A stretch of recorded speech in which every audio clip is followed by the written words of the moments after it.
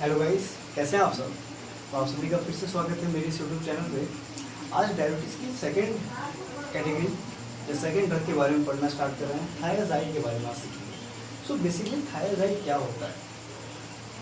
थायराज़ाइड की ड्रग में कई ड्रग्स थी जो मैंने आपको बताई थी। हाइड्रोक्लोराथायराज़ाइड, एक बैंड्रो करके, फ्लोमेथायराज़ाइड करके बहुत सी ड्रग्स थी ना, हाइड्रोफ्लोमेथायराज़ाइड करके। तो आज थायराज़ाइड का पढ़ते हैं इसके बारे में। तो सबसे पहली लाइन है, फर्स्ट लाइन हाइपरटेंशन है, यानी इसको हाइपरटेंशन में सबसे अच्छी दवा मानी जाती है। और फर्स्ट लाइन जैसा मैंने लिखा, तो ये मार्केबल पॉइंट है, इसको मार्क कर लो। सेकंड पॉइंट ये है कि पोटेशियम स्पेरिक के साथ, इसके कॉम्बिनेशन के साथ इसको दिया जाता है ताकि अवॉइड कर सके हाइपोकैलेमिया को। ठीक है, मोड्स ऑफ एक्शन की बात कर लेते हैं। देखो, मोड्स ऑफ एक्शन मैंने आपको बताया था शॉर्टली तरीके से कि कौन से साइड बाइंड करता है। आंसर आप कमेंट में देना। बाकी आपको मोड्स ऑफ एक्शन के बारे में और भी चीज़ें बताया था कि ये सोडियम और क्लोरीन को इनहिबिट करता है, उसके को ट्रांसपोर्टर यानी पंप को इनहिबिट करता है, DCT डिस्ट्रोकॉन्जुगेटेड यूज में। ठीक है, और साथ ही साथ क्या करता है, कार्बोनिक एनहाइड्रेस की एक्टिविटी को डिक्रीज कर इनहिबिट करता है। तो कार्बोनिक एनहाइड्रेस क्या है, इसको जानना बहुत इंपॉर्टेंट है ना। आपको जैसे आपको अगर आप पहले नहीं पढ़ रहे या बेसिक्स क्लियर नहीं है तो आप कंफ्यूज हो गए कि कार्बोहाइड्रेट एक्चुअली करता क्या है। तो गाइस चिंता नहीं करना, इसके जस्ट नेक्स्ट टॉपिक है और मैं उसको बताऊंगा। उस ड्रग के बारे में बताने से पहले मैं उसके बारे में बताऊंगा, यानी कार्बोनिक एनहाइड्रेस इनहिबिटर से बताने से पहले उस एंजाइम के बारे में यानी कार्बोनिक एनहाइड्रेस के बारे में बताऊंगा। टेंशन ले लेना। आगे देखते हैं।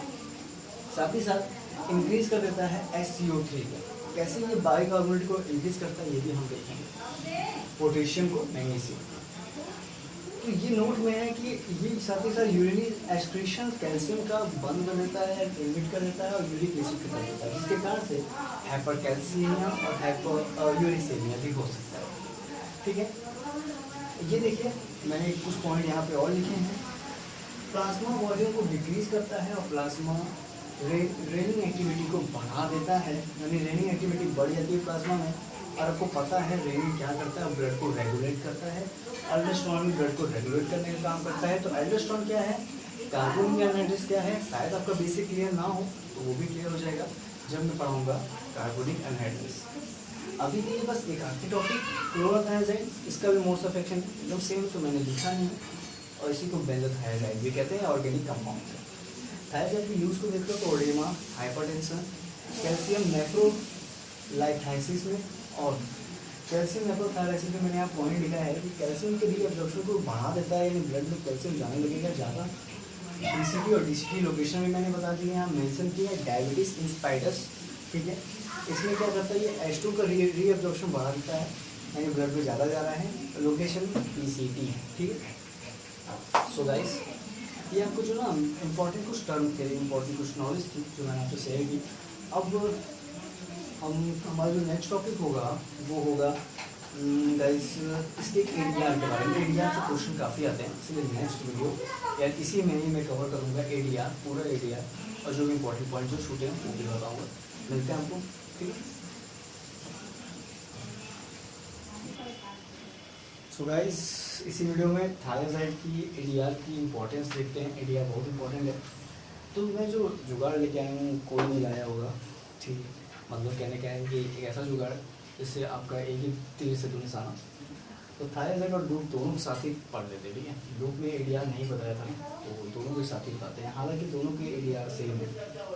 थायराज़ाइड कुछ जो अंतर मैं बताऊँगा। थायराज़ाइड और लूप में ADR देखते हैं। सबसे पहले हाइपोकैलेमिया देखते हैं। हाइपोकैलेमिया यानी पोटेशियम का लॉस होना और अरिथमिया कॉज कर सकता है। आपको गाइस पता होगा कि हमारे कार्डियक पोटेशियम में पोटेशियम कितना इंपॉर्टेंट है ना, कितना ज़्यादा इंपॉर्टेंट है। अगर वो नहीं बाहर जाएगा तो क्या होगा, कार्डियक पोटेशियम जनरेट ही नहीं होगी, डिपोलाइजेशन जैसी स्टेट आएगी नहीं, हाइपर डिपोलाइजेशन होगा ही ना, तो बहुत इंपॉर्टेंट है। ऐसे ही इसका इलाज कर सकते हैं कंकरेंट बाई पोटेशियम स्पेरिंग दे दो या हाई डाइटरी लो, जिसमें सप्लीमेंट्स पोटेशियम का हो।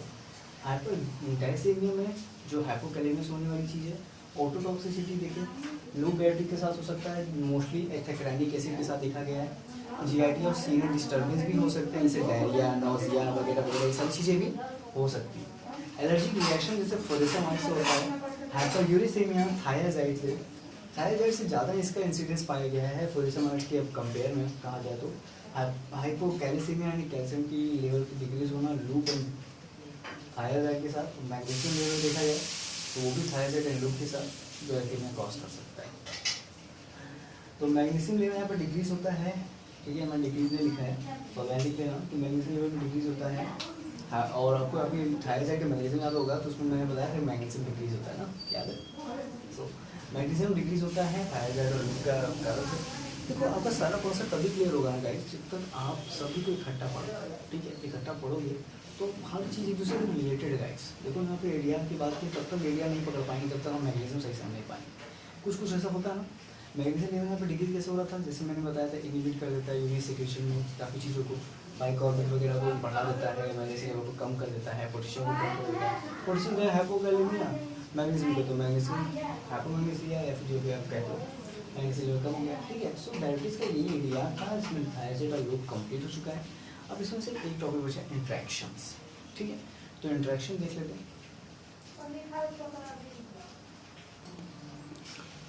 गाइस इंट्रैक्शन की बात कर रहे हैं।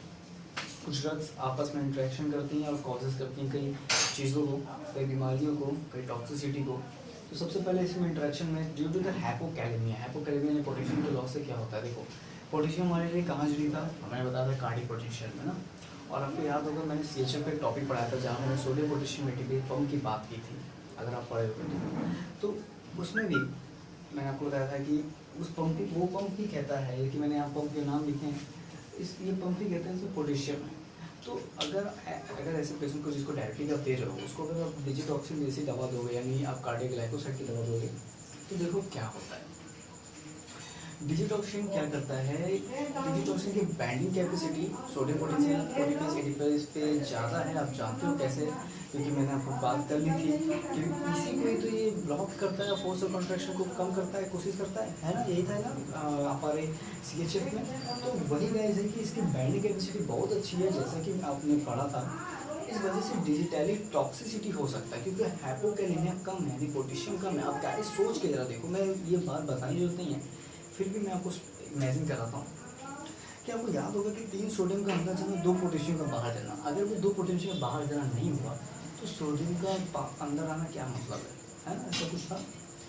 तो अगर पोटेशियम बाहर ही नहीं जा रहा है या पोटेशियम में कमी हो जा रही है तो ये साइकिल भी डिस्टर्ब हो जाएगी, इस कारण से डिजिटल टॉक्सिसिटी भी बढ़ जाएगी। दूसरा है वेंट्रिकुलर अरिथेमिया। देखो हार्ट की बीमारी से कनेक्ट हुई ना, अरिथेमिया, ये क्यूनिडिन के कारण होता है गाइस।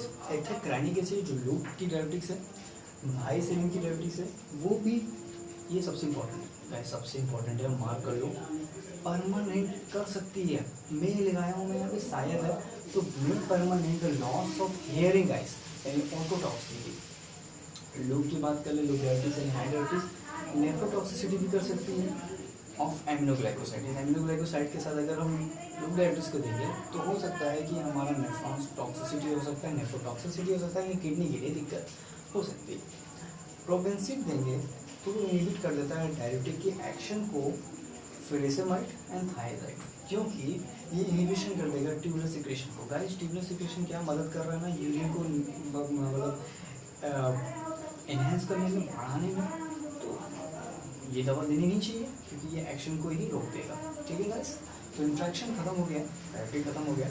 नेक्स्ट वीडियो में कार्बोनिक एनालिसिस के बारे में देख लेते हैं।